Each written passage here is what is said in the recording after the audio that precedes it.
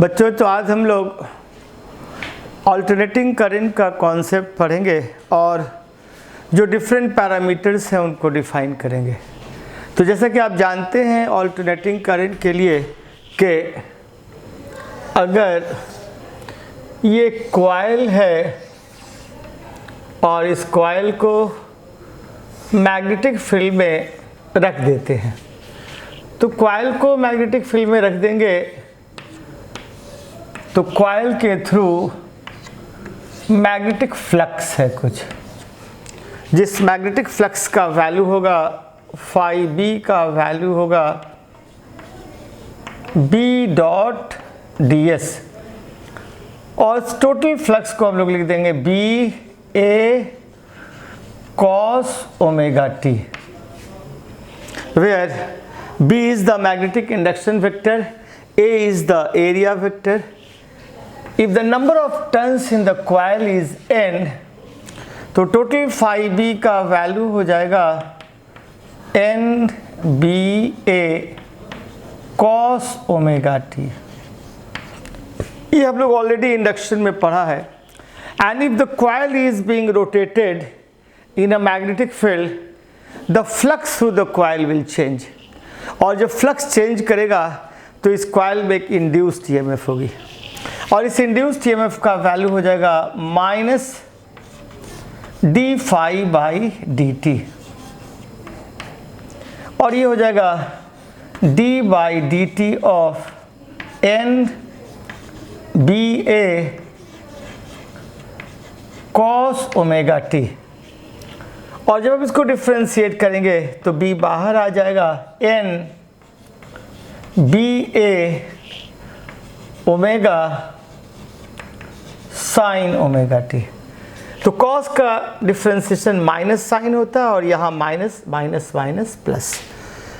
तो आपके induced EMF का वैल्यू हो गया N B A omega sine omega t, और हम इसको लिखेंगे E is equal to E naught sine omega t, where E naught is the maximum EMF.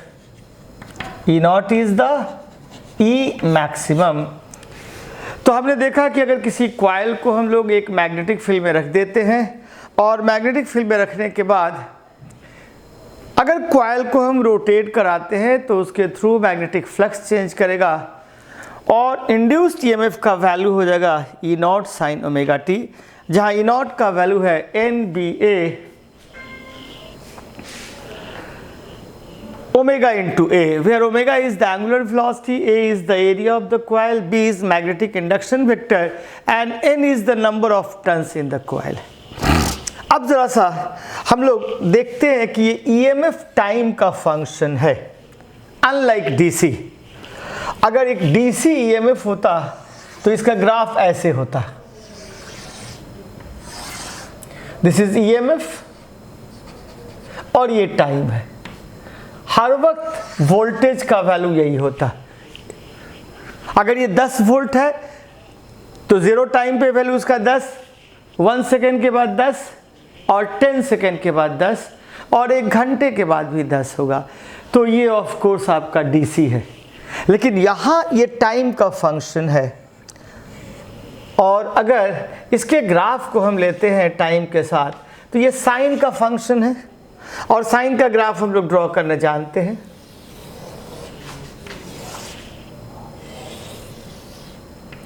इस तरीके से ये आप देखते हैं कि अगर इस ओमेगा टी का वैल्यू 90 डिग्री है यहाँ पे, तो ईएमएफ का वैल्यू हो जाएगा maximum, and that is E not, जो ई नॉट का वैल्यू हम लिख चुके हैं एन ओमेगा बी इंटू ए. अगर इसका वैल्यू 30 है तो ये हो जाएगा ई नॉट बाई 2, और फिर अगर 90 से ये बढ़ के 180 हो गया तो ईएमएफ का वैल्यू 0 होगा. 270 अगर है ये एंगल तो 270 पे ईएमएफ का वैल्यू माइनस ई नॉट होगा, और फिर उसके बाद बढ़ के 360 डिग्री पे EMF का वैल्यू फिर 0 हो जाएगा। That is the one complete cycle. तो वन कंप्लीट साइकिल में आप देखते हैं 2 बार यहाँ यहाँ यहाँ 2 बार ये 0 हुआ, और वन कंप्लीट साइकिल में एक बार इसका वैल्यू मैक्सिमम हो गया E0, एक बार इसका वैल्यू मिनिमम हो गया E0, और इसका वैल्यू E max और माइनस E max के बीच कुछ भी ऑफ कोर्स इसका वैल्यू हो सकता है। और ये अपने को हर एक टाइम पीरियड के बाद यहाँ ऑफ कोर्स T/4, ये T/2, ये 3T/4 और ये आपका फिर T। एक टाइम पीरियड में ये वन कंप्लीट ऑसिलेशन में आता है, फिर ये दूसरा ऑसिलेशन शुरू होता है। तो इस तरीके से ऑल्टरनेटिंगली इसका वैल्यू एक बार मैक्सिमम, एक बार मिनिमम, 2 बार 0 होता है। That is why it is called alternating EMF और ऑल्टरनेटिंग करंट।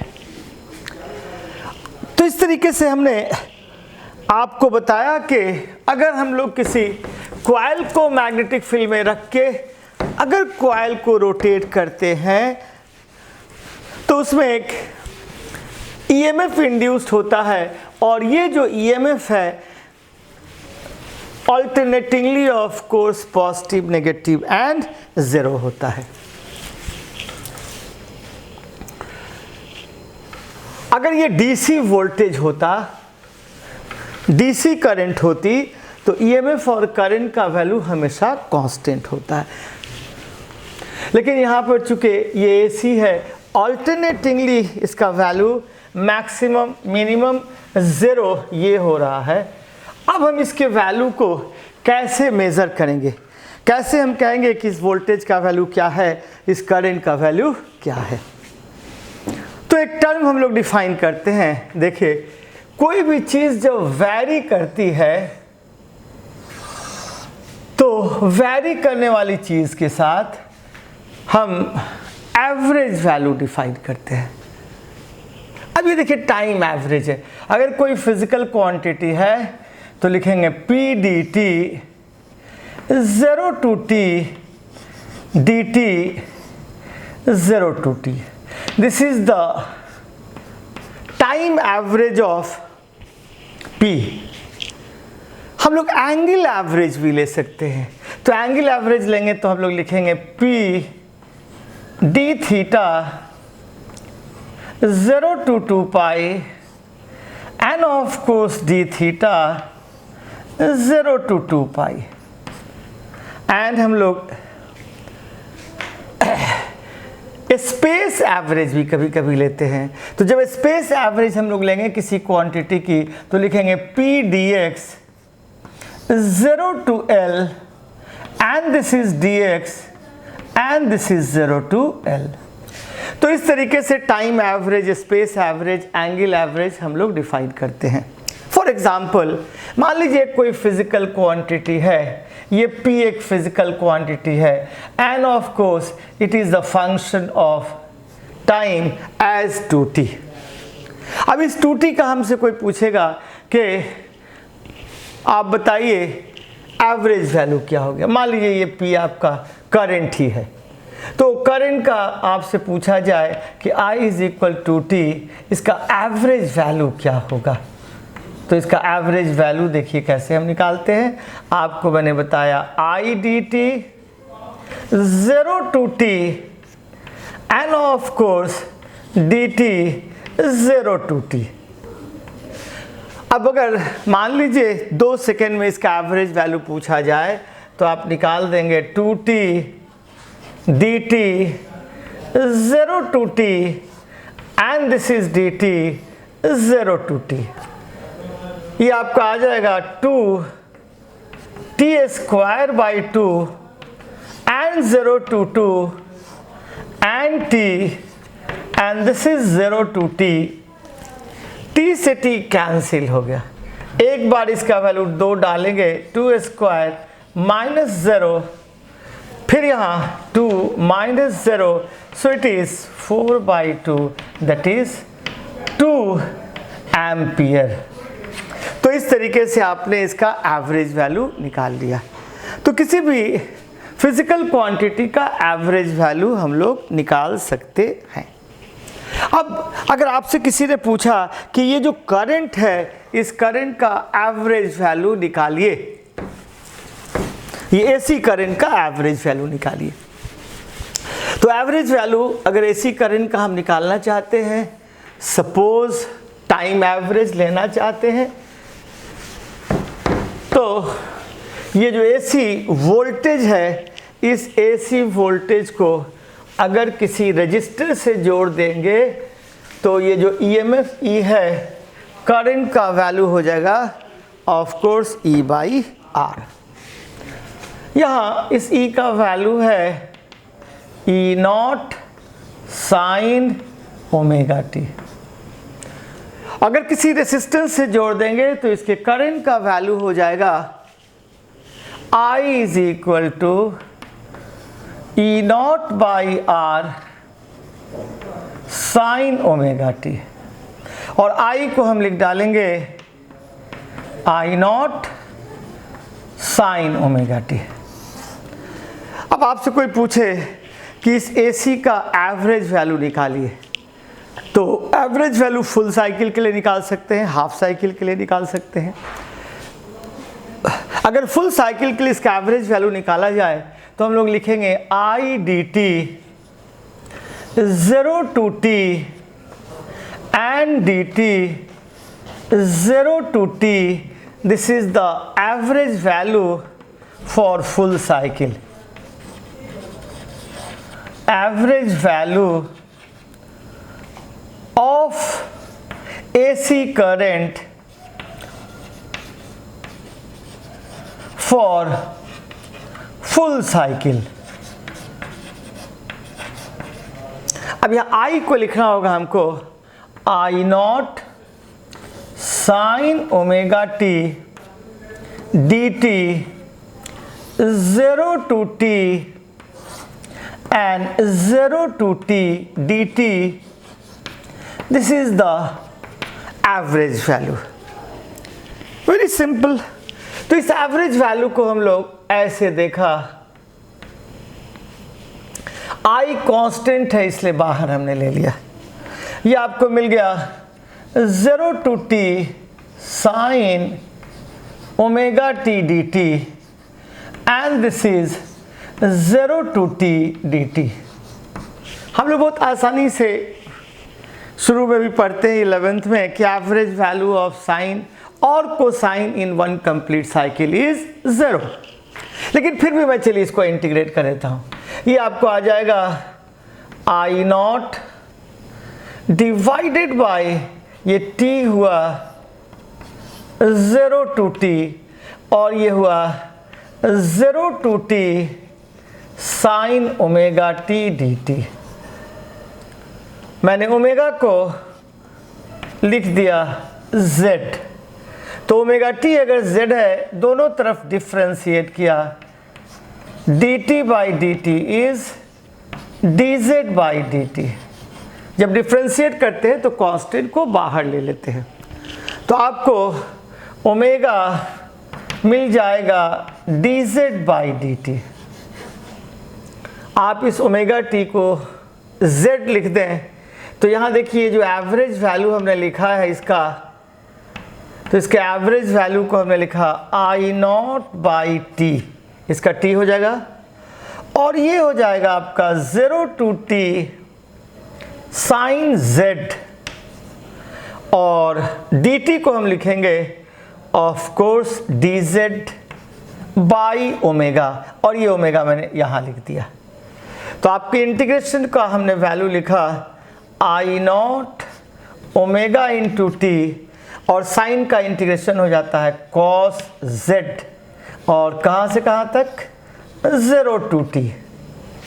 तो इसका एवरेज वैल्यू इस करंट का आपको मिल गया I0 omega t cos omega t and 0 to t।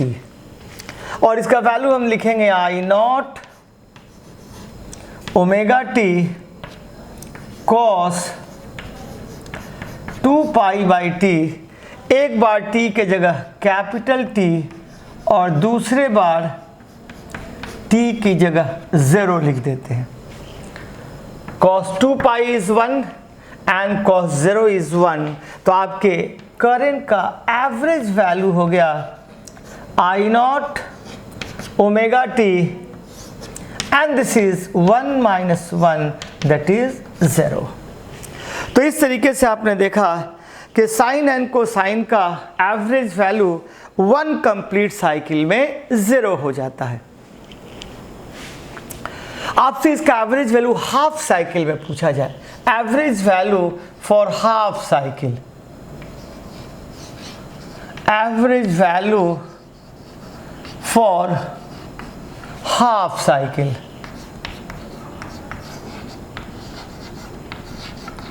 तो हम लोग average value for half cycle लिखेंगे I is equal to I d t 0 to t d t 0 to t. अभी आपको मैंने यहाँ दिखलाया 0 टू टी डी टी का वैल्यू t आ जाता है, तो मैं इसको सीधे सीधे लिख डालता हूँ। ये आपका आ जाएगा I naught sine omega t d t and 0 to half cycle है इसलिए t बाई 2 होगा, और यहाँ भी ऑफ कोर्स ये t बाई 2 होगा। हाफ साइकिल है इसलिए टाइम का वैल्यू हाफ साइकिल हो जाएगा, यहाँ भी हाफ साइकिल होगा। तो हम इसको बाहर ले लेंगे, लिखेंगे आई नॉट और लिखेंगे ये t एंड दिस इज 0 से t बाई 2, और ये हो गया sine omega t d t 0 to t by 2।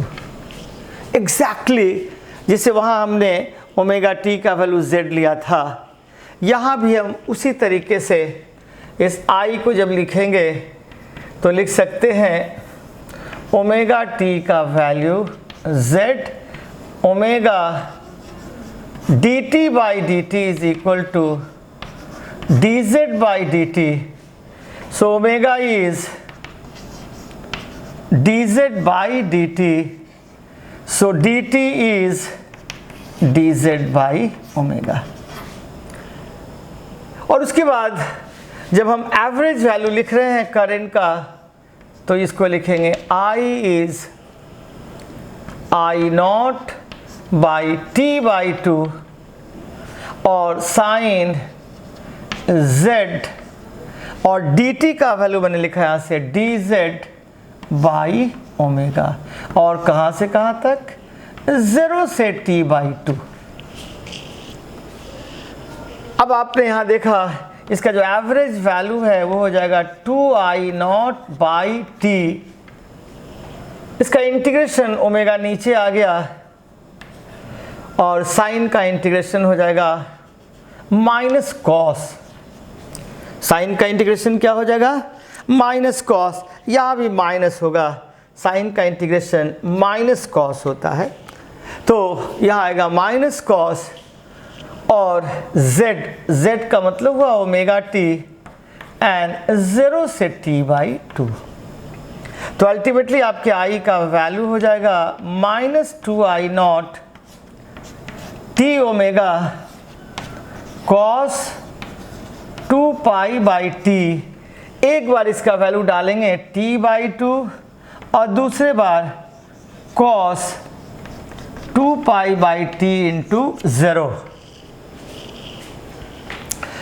तो इस तरीके से आप देखेंगे कि इस i का एवरेज वैल्यू हो जाएगा -2i not by t omega, और ये हो जाएगा आपका cos pi is -1 and cos 0 is -1, -2 and 2 to 4। तो इसका वैल्यू आपको हो जाएगा 4i नॉट t ओमेगा, और ओमेगा का वैल्यू है 2 pi by T. T omega का वैल्यू 2 पाई बाई टी से टी कैंसिल, 2 से 2 कैंसिल, तो इसका एवरेज वैल्यू हो जाता है कितना, आई नॉट बाई ऑफ कोर्स पाई। तो 2 I0 by pi is the average value for 1 complete cycle. तो इस तरीके से हमने AC का हाफ साइकिल और फुल साइकिल में एवरेज वैल्यू निकालना आपको सिखा दिया। अब एक इम्पॉर्टेंट बात यह है कि अगर इस AC को आप मेज़र करना चाहते हैं, जैसे हम लोग DC को मेज़र करते थे किसी आमीटर से, तो आप जब इस AC को आमीटर से जोड़ेंगे तो फर्स्ट साइकिल में आमीटर एक तरफ डिफ्लेक्शन देगा और सेकेंड साइकिल में आमीटर का दूसरी तरफ डिफ्लेक्शन होगा, और इस तरीके से 1 सेकेंड में 50 बार आप कर सकते हैं कि राइट साइड और 50 बार लेफ्ट साइड। जो इंडिया में हम लोग AC इस्तेमाल करते हैं उसकी फ्रीक्वेंसी यूजुअली 50 है, 60 फ्रीक्वेंसी होती है US वाले ऑल्टरनेटिंग करंट की। कुछ भी फ्रीक्वेंसी हो सकती है, मान लीजिए 50 ही है, तो 1 सेकेंड में वो 50 बार दाएं और 50 बार बाएं डिफ्लेक्ट करेगा। अगर उसकी फ्रीक्वेंसी 50 है तो 100 टाइम्स उसका वैल्यू 0 होगा। नतीजा ये हुआ कि इतना जल्दी उसका वैल्यू चेंज करेगा कि उस AC को मेज़र करना काफ़ी मुश्किल काम है। तो आपसे कोई पूछे कि अगर आप किसी AC वोल्टेज को या AC करंट को आप किसी आमीटर या वोल्ट मीटर से मेज़र कर सकते हैं, तो आप कहेंगे कि किसी भी आमीटर और वोल्ट मीटर से, वोल्टामीटर से, पोटेंशियोमीटर से हम लोग किसी AC को मेज़र नहीं कर सकते हैं। तो अब हम लोग AC को कैसे मेज़र करेंगे? तो ऐसा है कि ये एक रजिस्टर है,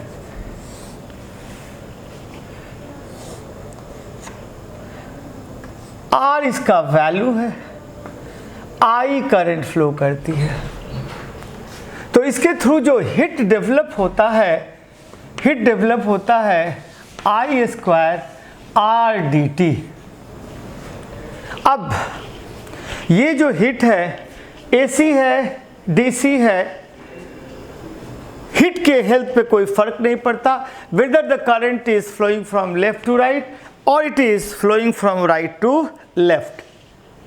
तो नतीजा ये हुआ कि अगर हम किसी AC से, ऑफ कोर्स इस AC को रजिस्टर से पास कराते हैं, तो यहाँ जो हिट डेवलप होगा वो हो जाएगा I square R dt 0 to t।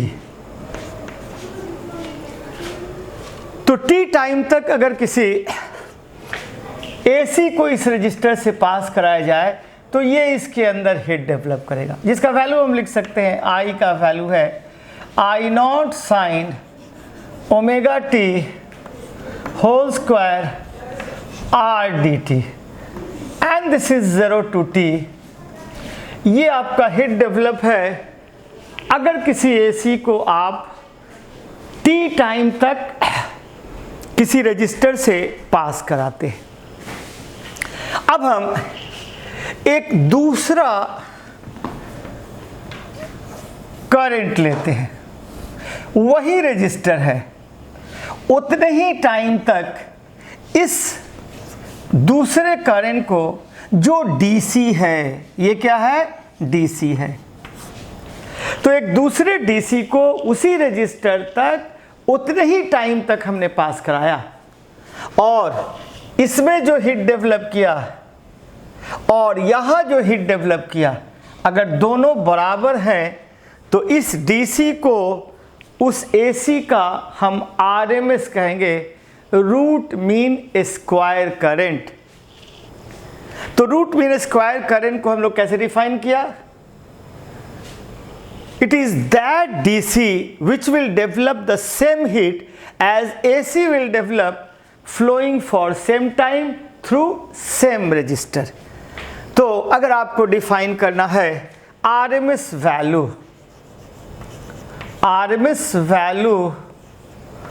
of AC current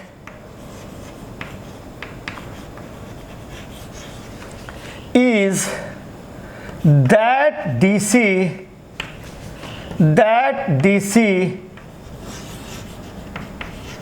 which when flow through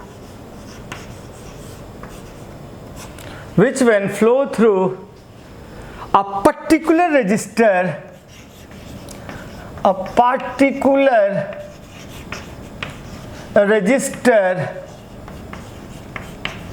for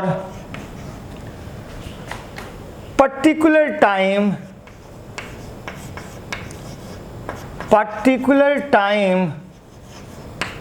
will develop same heat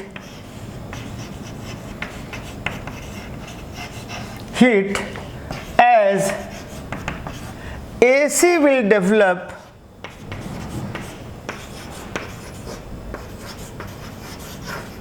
flowing through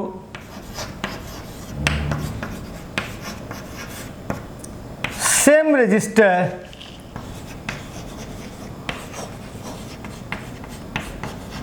for same time.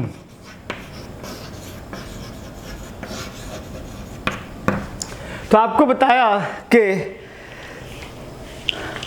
इस AC को जब हमने पास कराया R रजिस्टर से T टाइम तक, तो ये हिट हो गया I square R dt 0 to T, और उस DC को उसी टाइम तक पास कराया तो हुआ I DC R and of course T, और दोनों हीट अगर बराबर हैं तो ये DC इस AC का RMS है, कैंसिल हो गया. तो what is IRMS? IRMS square is equal to I square dt 0 to T dt. इस T को मैंने लिख दिया 0 to T dt, and this is I square sin square omega t 0 to T dt. और वैसे हम लोग जानते हैं कि साइन का एवरेज वैल्यू हाफ होता है साइन स्क्वायर का. Still we can write I not square, और साइन को हम लोग लिख देंगे 1 minus cos 2 omega t by 2 dt 0 to T dt. तो आपने देखा ये IRMS square is I not square by T, and it is 1 minus cos 2 omega t by 2 dt. This is 0 to T. अब इसका दो पार्ट है. First part इसका हो जाएगा I not by 2t dt 0 to T, and second part होगा I not by 2t, and this is cos 2 omega t dt 0 to T. और sign and cosine का वन कंप्लीट साइकिल में अभी मैंने बताया एवरेज वैल्यू 0 होता है, तो दिस इज 0, और ये IRMS का वैल्यू हो गया I not square divided by 2t, and this is T. Cancel हो जाता है I not square by 2, So IRMS is, thus IRMS square is I naught square by 2, hence IRMS is equal to I naught by root 2. In the similar fashion, if we calculate the RMS value of voltage, then the RMS value of voltage ERMS is of course E naught by root 2. So we calculate the average value of AC. The average value of AC is of course 0 in one complete cycle, and of course in half cycle it is 2 E naught by pi, and the RMS value is ERMS is E naught by root 2, and for the current IRMS is I naught by root 2. Thank you.